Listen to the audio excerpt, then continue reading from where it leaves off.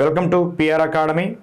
Sir, ఈ సెషన్లో ప్రధానంగా మనం ఎండోమెంట్ ఆఫీసర్కి సంబంధించి రామాయణము అనే అంశంలో భాగముగా ఈరోజు ఈ సెషన్లో అరణ్యకాండ అనే అంశం గురించి చూసే ప్రయత్నం చేద్దాం. ఈ అరణ్యకాండపై గతములో ఎటువంటి ప్రశ్నలు రావడం జరిగాయి అనేది కూడా చర్చించే ప్రయత్నం చేద్దామండి. ప్రధానంగా మనం గమనించినట్లయితే రామాయణంలో అరణ్యకాండ అనేది 3వ కాండ అండి.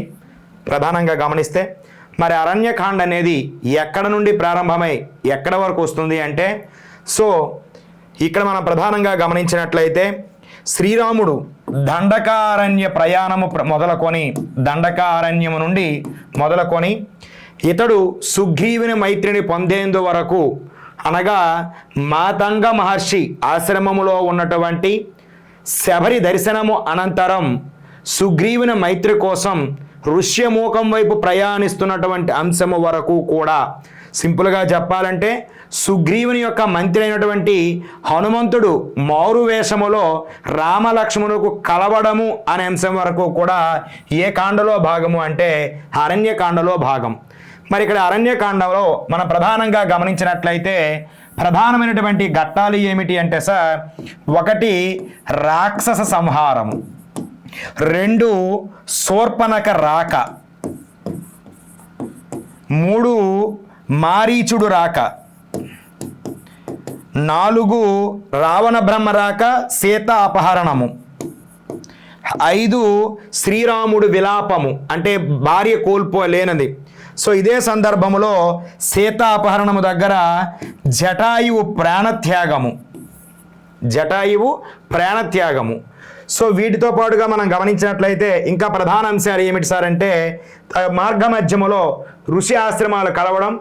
దానిలో ప్రధానంగా మనం గమనించినట్లయితే ఇక్కడ కబంధుడి మరణము, తరువాత మాతంగముని యొక్క ఆశ్రమములో శబరి దర్శనము మొదలగు అంశాలన్నీ కూడా మనకి ఏ కాండలో భాగంగా ఉన్నాయంటే అరణ్యకాండలో భాగంగా చదువుకోవాలండి. ఒకసారిగా మనం గమనిస్తే వీళ్ళు దండకారణ్యం నుండి ముందుకు వెళ్తున్నప్పుడు ప్రధానముగా ఎవరు కలవడం జరిగింది అంటే శరభంగముని కలవడము జరిగినది. శరభంగముని యొక్క ఆజ్ఞానుసారం మనవాడు ఎవరిని కలవడం జరుగుతున్నది అంటే ఇక్కడ ప్రధానముగా అగస్త్యముని కలవడం జరుగుతుంది. అగస్త్యుడు రాముని యొక్క రూపానికి మెచ్చి ధనుర్బాణాలు, అక్షయ తూనీరాలు ఇవ్వడము జరిగినది. అగస్త్యుని యొక్క ఆజ్ఞానుసారము శ్రీరామ లక్ష్మణులు ఎక్కడ నివాసాన్ని ఏర్పాటు చేసుకున్నారంటే పంచవటిలో. పంచ అనగా 5, వటి అనగా వృక్షములు. వటవృక్షం అంటే మర్రి చెట్లు అండి. 5 మర్రి చెట్లు కలిసి ఉన్న ప్రాంతమే పంచవటి అంటారు. ఈ ప్రాంతంలో వారి నివాసాన్ని ఏర్పాటు చేసుకొని ఉండడము జరిగినది. ఇదే సమయంలో ఈ యొక్క అగస్త్యముని కలవడానికంటే ముందుగా శ్రీరాముడు విరాధుడు అనబడే రాక్షసుని చంపడం జరుగుతుంది. ఈ విరాధుడు యొక్క పూర్వవృత్తాంతం ఏమిటంటే ఇతడు ఒక గంధర్వునికి రాజు కుబేరుడు. ఇతను ఉత్తర దిక్కునకు అధిపతి అన్నమాట. ఈ గంధర్వులలో ఒకడు ఎవడు అంటే ప్రధానముగా తుంబురుడు అనే గంధర్వుడు. ఇతడు కుబేరుని యొక్క శాప కారణముగా విరాధుడు అనే రాక్షసుడుగా మారడము జరిగినది. తన శాప విమోచనము కోసం తనని చంపమని చెప్తాడు విరాధుడు. శాప విమోచనం జరిగిన తర్వాత ఈ తుంబురుడు అనబడే గంధర్వుడు గంధర్వలోకానికి ప్రయాణమవుతాడు. అనతి కాలములోనే ప్రధానంగా మనం గమనించినట్లయితే ఇక్కడ శ్రీరామ లక్ష్మణులు అగస్త్యముని కలిసిన తర్వాత పంచవటిలో నివాసం ఏర్పాటు చేసుకున్న తర్వాత ఆ ప్రాంతానికి వచ్చినటువంటి రాక్షసి ఎవరంటే శూర్పణఖ రాగానే ఎవరిని మోహిస్తుంది అంటే శ్రీరాముణ్ణి మోహిస్తుంది. అమ్మా, నేను జంటతో వచ్చాను, ఒంటరి వాడిని కాను, నీ కోర్కి తీర్చడానికి సరైన వాడు నా తమ్ముడు, నాకంటే అందగాడు, లక్ష్మణుని ఆశ్రయించమని చెప్పగా లక్ష్మణుని వద్దకు వెళ్తే నేనే ఒక దాసిని, నాకు నువ్వు వివాహం చేసుకున్నట్లయితే నీవు కూడా దాసరికం చేయాలి అని చెప్పగా ఇందుకు కారణమైనది సీతను సంహరిస్తాను అని లంఘిస్తుంది శూర్పణఖ. ఇంతవరకు స్త్రీ అనే కారణముతో ఉపేక్షించాము కానీ దీనిని ఉపేక్షించరాదు లక్ష్మణ అని చెప్పగా తన యొక్క చెవులు ముక్కు కోసివేస్తాడు లక్ష్మణుడు. ఆ వెంటనే తన యొక్క సోదర సమానులైనటువంటి జనస్థానములో నివాసం ఉన్నటువంటి కరదూషణల దగ్గరికి వెళుతుంది. ఎవరు అంటే ఈ శూర్పణఖ వెళ్ళి జరిగిన వృత్తాంతాన్ని చెప్పగా ఈ కరదూషణలు అనేవారు 14,000 మంది రాక్షస వీరులతో శ్రీరాముని వద్దకు రాగా శ్రీరాముడు ఒక్కడే 14,000 మంది రాక్షసులని కరదూషణాదులని సంహరిస్తాడు. సో తర్వాత ఏం జరుగుతుంది సార్ ప్రధానంగా అంటే, సో వెంటనే శూర్పణఖ ఎక్కడికి వెళ్తుందంటే కాంచన లంకలో రావణ బ్రహ్మ దగ్గరికి వెళ్ళి సో రావణుడికి చెప్తుంది శ్రీరాముడి యొక్క గొప్పతనము, ముఖ్యముగా సీత వంటి అందగత్తె లేనందువలన నీ సింహాసనంకి ఏదో వెలితిగా ఉంది సోదరా అని ఎవరు చెప్తారంటే శూర్పణఖ. స్త్రీకి కామవాంఛ వలన స్త్రీ పట్ల మోహితులైనటువంటి రావణ బ్రహ్మ స్త్రీని సీతాదేవిని పొందాలనే కాంక్షతే తన యొక్క మారీచుడి వద్దకు వెళ్ళి మారీచుడితో మాయాలేడి వేషములో ఇలా దండకారణ్యానికి రావాల్సి ఉంటుంది అంటే నేను ఆ తప్పు చేయలేను, అతడు బాలుడుగా ఉన్నప్పుడే ఆయన చేతిలో దెబ్బతిన్నాను అంటే వెళ్తావా నా చేతిలో చస్తావా అని చెప్పగా నీ చేతిలో చావడం కంటే శ్రీరాముడి చేతిలో చనిపోతే వైకుంఠ ప్రాప్తి కలుగుతుందని ఒప్పుకోవడం జరుగుతుంది. మరునాడు ఉదయము పంచవట ఆవరణములో బంగారు లేడి వేషధారణలో మాయాచురుడు తిరగగా సీతాదేవి కావాలని కోరగా శ్రీరాముడు వెంటనే దాని వెంట వెళ్ళగా సో కొంత దూరం ప్రయాణించిన తర్వాత ఇది రాక్షస మాయ అని గమనించిన శ్రీరాముడు రామబాణంతో కొట్టగా రాముని యొక్క కంఠస్వరముతో ఓ సీత ఓ లక్ష్మణ అనే ఆర్తనాదాలు చేయగా తన యొక్క భర్తకి ఏదో జరిగింది వెళ్ళి రక్షించమని సీతాదేవి లక్ష్మణుడు చెప్పగా అమ్మా నా అన్నయ్యని ఎవరు ఏమి చెయ్యలేరు, అది ఒట్టి రాక్షసమాయ అంటే ఒక తమ్ముడు రాజ్యం కోసం అన్నయ్యని పంపించేవాడు, ఇంకొక తమ్ముడు నాపై ఆశ కలిగి ఉన్నాడు అని కఠినమైన పదాలు వాడడం వలన తల్లి ఆపు నీ యొక్క గోడుని తక్షణమే వెళ్తున్నాను కానీ ఎట్టి పరిస్థితుల్లో కానీ ఈ గీతను దాటి వద్దు రావద్దని చెప్పి మనవాడు వెళ్ళడం జరుగుతుంది. లక్ష్మణుడు ఆశ్రమం విడిచిపెట్టి వెళ్ళగానే మాయారూపములో రావణ బ్రహ్మ దేహి భిక్షాందేహి అంటూ ఆ యొక్క ఆశ్రమానికి రావడం, బయటకు రమ్మని పిలవగా వచ్చిన వెంటనే భూమితో సహా సీతాదేవిని పట్టుకుపోవడం జరుగుతుంది. రక్షణ సమయంలో ఆ సందర్భములో జటాయువు అనే పక్షి ఆ యొక్క వృద్ధుడైనప్పటికీ కూడా రావణ బ్రహ్మతో పోరాడి ప్రాణాలు కోల్పోతుంది. కొంత దూరం ప్రయాణించే నాటికి కింద వానరులు కనిపిస్తే తన చీర కొంగును చించి నగలన్నీ కూడా అక్కడ పడవేయడం జరుగుతుంది సీతాదేవి. ఇటువంటి సీతాదేవిని సమేతముగా రావణ బ్రహ్మ లంకానగరములోని అశోక వనములో సింసుపావృక్షము కింద ఉంచడము జరుగుతుంది. అన్య ప్రయాసలు పడినప్పటికీ 12 నెలల వ్యవధిలో నీవు నా చెంతగా రాకపోతే నీకు మరణశిక్ష అని చెప్పడం జరుగుతుంది. ఇది సీతాపహరణ ఘట్టం. సో ఎప్పుడైతే మాయాచురుడు ఈ యొక్క తన కంఠస్వరముతో ఇలా పలికాడో సో తన యొక్క భార్య తమ్ముడు కొంత ఇబ్బంది పడి నా కోసం వచ్చేస్తారని గమనించినటువంటి శ్రీరాముడు పరుగున వెళ్తున్న సమయానికి కొంత దూరం వెళ్ళగానే లక్ష్మణుడు కలుస్తాడు. లక్ష్మణుడిని శ్రీరాముడు నిందించడం, తరువాత ఆశ్రమానికి రావడం, వచ్చేసరికి సీత లేకపోవడం, రోధిస్తున్నటువంటి ఆ రాముణ్ణి లక్ష్మణుడు వాదార్చి వెతుకుదాం పదాన్ని ముందుకు వెళ్తున్న సమయంలో రెక్కలు తెగి ఉన్నటువంటి జటాయువును చూడడం, జటాయువు ఈ విషయం రావణుడు తీసుకువెళ్ళిపోయాడు సీతాదేవి అని చెప్పి రాముడి చేతిలో మరణించడం జరుగుతుంది. సో తండ్రి స్థానంలో ఉన్నటువంటి జటాయువుకి మనవాడు దహనాగ్ని చేసి ముందుకు ప్రయాణించగా కొంత దూరం వెళ్ళేసరికి కబాంధుడు అనబడే రాక్షసుడు కనిపిస్తాడు. సో కబాంధుడి యొక్క హస్తాలు యోజన దూరం ఉంటాయి. ఇతని యొక్క కళ్ళు అనేవి తన యొక్క కుక్షిలో ఉండడం జరుగుతుంది, కడుపులో.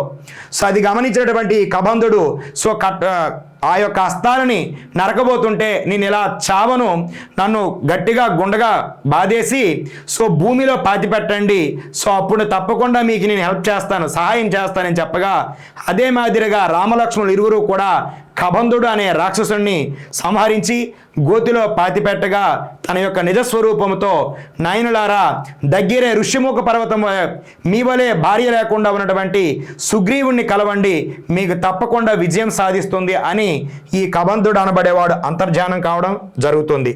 సో ఇతని యొక్క మాటలు విని శ్రీరాముడు అలా ముందుకు వెళ్తున్నప్పుడు మాతంగిని యొక్క ఆశ్రమంలో ఉన్నటువంటి శబరి కూడా శ్రీరాముడి యొక్క దర్శనాంతరం ఈమె నదిగా మారిపోవడం, అక్కడ నుండి శ్రీరాముడు ఋష్యముఖం వైపు నడవడం జరుగుతుంది.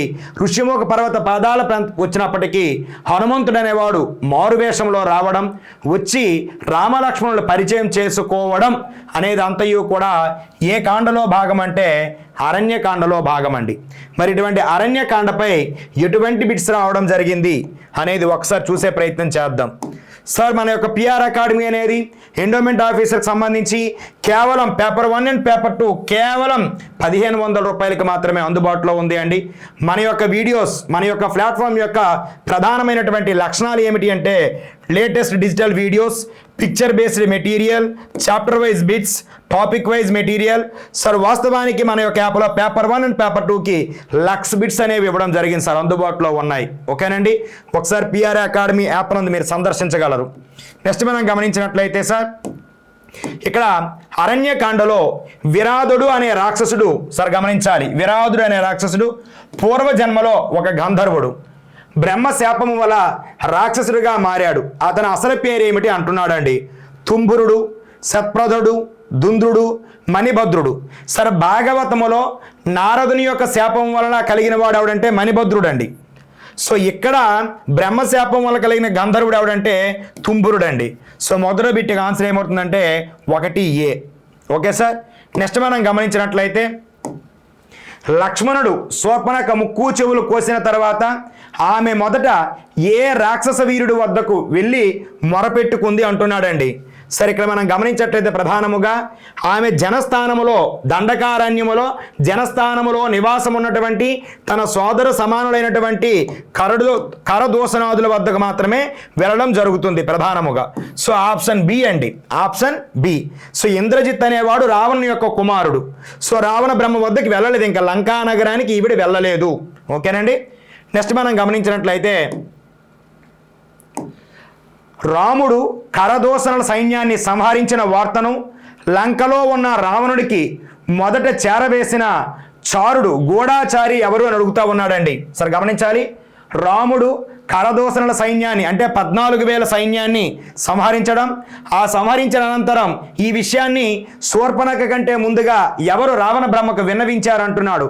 అకంపనుడా, శూర్పణఖ, మారీచుడు, మహోదరుడు అని అడుగుతా ఉన్నాడు sir. Sir second bit answer ఏమవుతుందంటే కరడు దూషణుడు అని చెప్తున్నాం.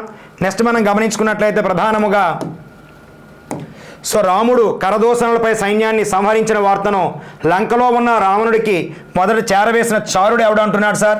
అకంపనుడు, శూర్పణఖ, మారీచుడు, మహోదరుడు. సరే మనం గమనించాలి. సో ఇక్కడ కేవలం గూఢాచారి పాత్ర పోషించేవాడు ఎవడంటే అకంపనుడు అండి. శూర్పణఖే చెప్పాలి, శూర్పణఖ కంటే ముందుగా చెప్పినవాడు అంటే అకంపనుడు. ఓకేనండి. సో నెక్స్ట్ మనం గమనించినట్లయితే సుగ్రీవుడితో మైత్రి చేసుకోమని రాముడికి మొదట సలహా ఇచ్చినది ఎవరు. జటాయువు, శబరి, కబంధుడు, అగస్త్యుడు. సరే మనం చెప్తూ ఉన్నాం రావణ బ్రహ్మచే సో సీతాదేవి అపహరణ సమయంలో పోరాడినవాడు జటాయువు. మాతంగి మణి ఋషి ఆశ్రమములో ఉన్నటువంటి మాతంగుడి యొక్క శిష్యురాలు ఎవరంటే శబరి. అరణ్యములో ఉన్నటువంటి శ్రీరామునికి ధనుర్బాణాలు, అక్షయ తూరీరాలు ఇచ్చిన వాడు ఎవరంటే అగస్త్యుడు. ఇక్కడ సుగ్రీవునితో సంధి చేసుకోమని సలహా ఇచ్చినవాడు కబంధుడు. ఎవరండి? కబంధుడు అనబడేవాడు. Option C is the right answer. Next మనం గమనించినట్లయితే శబరి ఏ మహర్షి యొక్క ఆశ్రమంలో నివసిస్తూ అతని శిష్యులకు పరిచర్యలు చేస్తూ ఉండేది. Option A Matanga Maharshi, option B Bharadwaja Maharshi, option C Atri Maharshi, option D Valmiki Maharshi. సరే గమనించినట్లయితే లవకుశులు ఎవరి ఆశ్రమములో ఉన్నారు? వాల్మీకి మహర్షి ఆశ్రమములో. సీతాదేవికి పువ్వులు, కుంకుమ, చీర ఇచ్చిన వారు ఎవరు? అత్రి మరియు అనసూయ. గంగానది దాటిన తర్వాత శ్రీరామునికి ఆశ్రయం ఇచ్చిన తొలి ఆశ్రమము భరద్వాజ ఆశ్రమము. సో ఇక్కడ ఆన్సర్ ఏమవుతుందంటే శబరి ఎవరి ఆశ్రమం అంటే మాతంగ మహర్షి. సరే ఈ మాతంగుడి యొక్క కుమార్తె అరుంధతి, అరుంధతి యొక్క భర్తే వశిష్ఠుడు. ఓకేనండి. సో ఈ మాతంగ మహర్షి ఆప్షన్ ఏ.